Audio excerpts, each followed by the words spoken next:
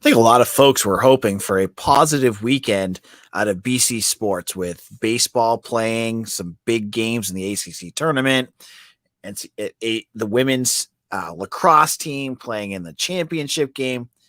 Well, not to be a downer, but this weekend was bad.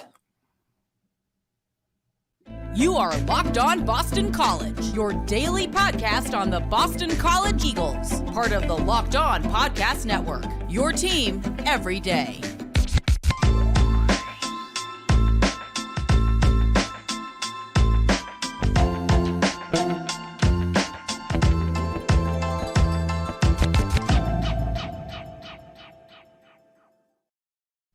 This is Locked On BC.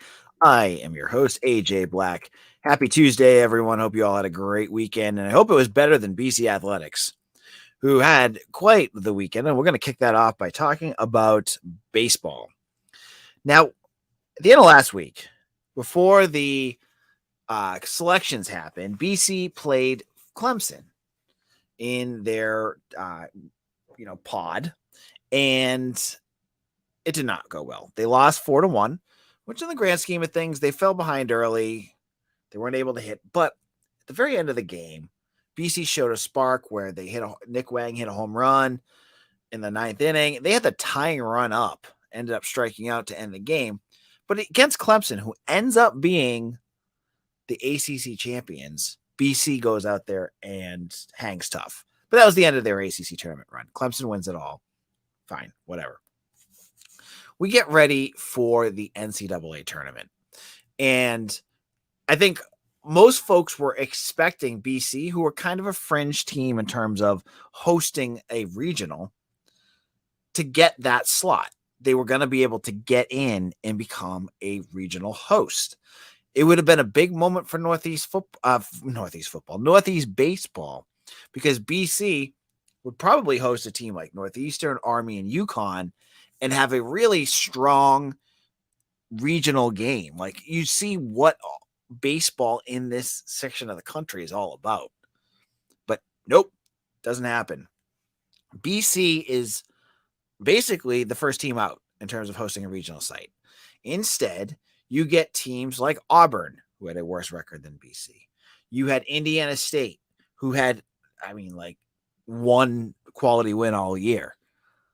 And BC looking on the outside in. For what BC baseball did this year, they swept UNC. They beat Wake Forest once. They beat multiple tournament teams, Tennessee, Virginia. They've won a lot of good games. BC ends up as a 2 seed. And that stinks, because after a year where the program looked at its lowest, where people were wondering why Mike Gambino was going to be even hired back, this team goes from the dregs of the ACC to one of the best stories of the year, with multiple big wins, and one of the hottest hitters in the country, in Joey Fatrano, who continues just to rake and rake and rake. So that stinks, because I think a lot of folks around here would have loved to go down to Chestnut Hill, to Brighton campus, and seeing this team play live, to see them host some local teams and see what BC can do at their own backyard. And I saw some folks complaining that it's because BC has lackluster facilities. Folks, it's not lackluster. The Frady Center is nice. They built the Harrington Athletic facilities so that it could host a home game. It's not a bad facility. They should have been able to do that. But when you look at the selection committee, there were no ACC, folks on that. Who was on there? The head of Indiana State. There you go. That's what gets it. So, complaining aside, what does this mean for Boston College? Well, they drew the Tuscaloosa Regional. And if you want Bama, you got Bama, because BC is going to play the Crimson Tide. They are in the regional with Alabama, who is the last, I think they're the lowest seeded regional host. So that's positive. Hey, Can't complain there, right? They get Troy, who is going to be playing BC on Friday, and you get Nichols, a school I don't even know where that is. It's not the easiest bracket if you think about it. Alabama was 25th in the country. Troy has, I think, 4 guys or 3 guys that have hit 15 or more home runs. They are loaded. And Nichols, I don't know who Nichols is. I'm not going to pretend to know who Nichols is. So it's a tough regional. That being said, if you look around, you'll see, I think it was at Stats of War on Twitter, they had Alabama with a 55% chance of winning their regional. But man, if you look at a lot of other writers, I saw Kendall Rogers of, I think it's Baseball America, say he tweeted out that BC was a team that you needed to watch out for. And I'm going to pull up his tweet right now. He said, keep an eye on Boston College in that Tuscaloosa regional. They won't be happy about not hosting, and Mike Gambino and his staff do a terrific job. Circle the name Joe Fatrano. He's a game changer. So that is Kendall Rogers of D1 Baseball, D1 Baseball. And there's other guys out there too. 247, the site that I work for, the network I work for. They had one of their writers, their national writers, pick BC to win as well, as saying, basically that they have a chance to get to win that. So this is going to be fun, folks. Even, I think there's something to be said that there's a little bit where you can make lemonade out of lemons in the situation, because if you host, UConn is very good. They beat the crap out of BC. Northeastern's very good, and Army is scrappy. That would have been that's a tougher, honestly, in my opinion, I think a tougher regional than what BC has now. But it doesn't get easier. So pretend the BC gets out of this region. Who do they face next?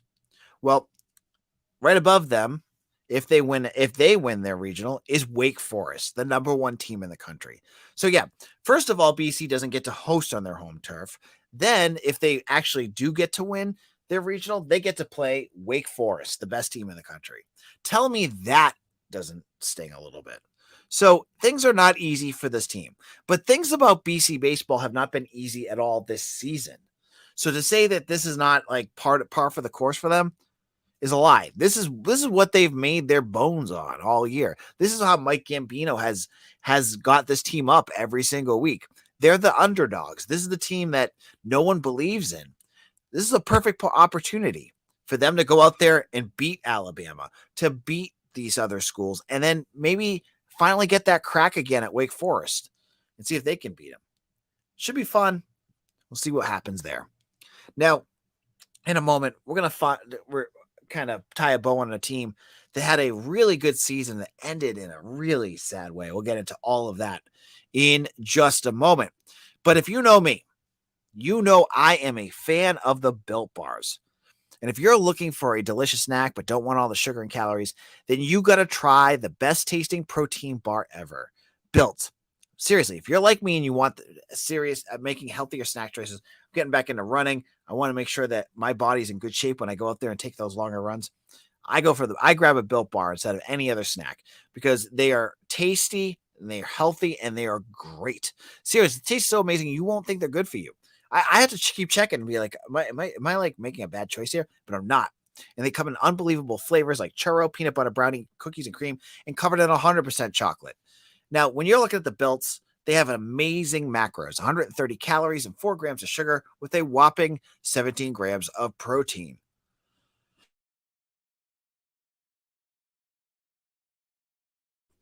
Now you have to order Builts in the past. You order them online. That's great. Use promo code LOCK15. You'll save 15% off. But they have a great deal now. You head to your nearest Walmart or Sam's Club, and they have Built on the shelves right now. So if you run out, you don't have time to go out and order a new box, go to Walmart, go to Sam's Club. You'll get yourself your specialty flavors that you enjoy. So make sure to go to Built.com and use promo code LOCK15 to get 15% off your order, or head to your Walmart or Built.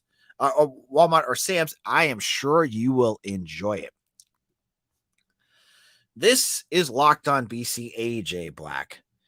Now, before we get into our second segment, I just want to remind you, part of the Locked On yearly calendar is us hosts.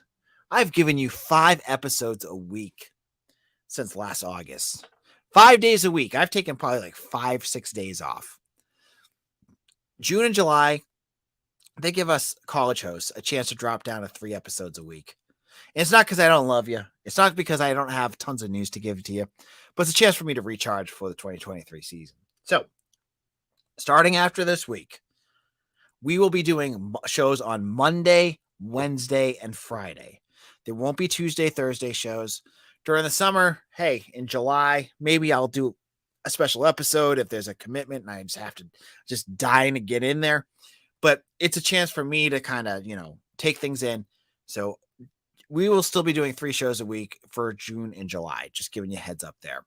Now, this weekend, the other big event was the women's lacrosse finals that BC, who just beat their arch rival Syracuse on the late last week, they go ahead and they face against Northwestern, easily the best team in the country. Now, BC had made 6 straight NCAA championships. They are an absolute tank when it comes to just consistency. They're just doing it every year. And they're bringing in so much talent, whether it's Charlotte North or Belle Smith or Jen Majid. They've got all these talented players that come in year after year. This year, they end their season on a huge winning streak. They're winning every single game. They win the program's first ACC title and the school's first ACC title since men's soccer like 15 years ago. So they're providing great moments up and down, and they've got tons of young folks that are really into this program. They get out there to Northwestern. Playing it, they're playing in the championship game, and well, things just got ugly. They fall behind early. They come back a little bit. They were down 3-0 to start this game. They come back. Belle Smith makes it 3-2, and the Northwestern just puts on a clinic. BC falls apart. They're sloppy with turnovers. It's wet because it had rained the day before, and just seemed to affect BC much more than Northwestern. And, BC's goalie seemed to have an off game. It was just a tough game. And they lose 18-6. Like, not a very close matchup here for BC. And so what are the takeaways from this? Well, on the first hand, you can't hate on this program, man. Like, when you win at the level that they're winning every single year, you'd want more championships, sure. I'm sure, Kasia Walker-Weinstein would say herself, we want to finish these seasons off on a positive note. But the fact they're getting there is a positive. You hope that eventually that without Charlotte North there, that they're going to be able to get over that hump, because it's tough to watch them get all the way to the championship and fall again and again. But this team is so good. There's nothing I mean, at the end of the day, unless your only goal and only level of success for this program is a national championship, you have to say that this season was a resounding success. You won an ACC championship. You beat some of the best teams in the country week in and week out. You were the best team other than Northwestern every single week. You have, as I said, the goalie had a tough game this game, but she's been great. You've shown great defense. You've shown great conditioning. You've shown, again, excellence up and down this roster. And the fact that you lose at the level you did it stinks. There's no way around saying that it stinks that they lost that, but you're still proud of this program. When there's so many teams and so many bad moments in BC sports, if you just need a refreshing moment, and even if you don't know anything about lacrosse, and as you heard, I just gave you a whole segment on lacrosse. I'm not getting into strategy. I don't know anything about lacrosse in terms of like that kind of stuff. That's not what I cover. but I still will love turning it on and watching BC sports play at a high level, watching these women go out there and dominate week in and week out and put BC on the map at a sport that is, like the fastest rising sport in the country. That is cool. Now, many folks are going to ask, when's men's lacrosse going to join? I don't know. I don't know how BC figures that out. It's a money thing and it's a Title IX thing, right? I don't know how many men's programs they have to axe to get the scholarship money to do it, but I would love to see, a men's lacrosse team more than I would love to see some of these other programs that honestly don't do much. Lacrosse is such a big sport, and congratulations to these women. I mean, at the end of the day, I'm sure they're probably feeling it because they didn't play that well and they got beat really hard. But at the end of the day, congratulations. Big win. Now, in a moment, we're going to talk about football. I saved football for last, folks. I did it. I got a whole episode and I kept football to the end, but it's a big month for football, and I'll explain why in just a moment. This is Locked On BC. I am your host, AJ Black. Hope you're having a better night than the Celtics. Last I checked, they were down 16, and it wasn't going very well. And, well, I am here to talk about BC football. And why I want to bring this up is June is going to be a critical month for BC recruiting. BC football has one commitment. Now, last time I checked, I think Notre Dame had like 13 to 16. That tells you how the differences of where these programs are at. BC, after a 3-9 season, it's going to take a while to get guys to want to commit to play for this program. It's facts. It's nothing against the staff or whatever's going on, but they've got to figure, they got to get guys on campus. They got to get guys to meet the staff in person before they're going to actually sign on that dotted line and become Eagles later on in the signing period. So this time of year is official visit season. And I've said this in previous podcasts. This is when you have guys coming in after they've talked to coaches, after they've done unofficial visits where they pay themselves to come check out the school. This is when the school gets the chance to wine and dine them. Now, the school, I believe, gets 45 official visits each year. And to give you some perspective, they have 11 set for the first weekend in June. June 2nd is the first weekend. And it's like usually a 2 to 3 day event. And there are some really big names coming. And I'm going to give you a couple right now that I think you should watch for as guys that could probably potentially commit to BC. The one on your screen right now, you can't really tell because it's got BC gear on, is Kamori Dixon. Kamori Dixon is a defensive back from Virginia. And he has only a couple of official visits set and has been high on BC the whole time. He is one I would watch. I think he's a guy that I think could commit. He might be someone you may want to watch for. Other names, I have been crowing about Henry Hasselback, who got an offer from Michigan State this weekend. Interesting one to watch for. Out of Zavarian Brothers in Massachusetts. He's not coming this weekend. However, Aiden Glover, this quarterback from Collierville, Tennessee, who has official visits set to Stanford, to Northwestern, and Tulane to go along with Boston College. He is a 3-star quarterback. He's 6'2", 180, dual threat. BC was on campus with him last week. Like, they went down to his high school to check him out, talk to his staff. They watched him.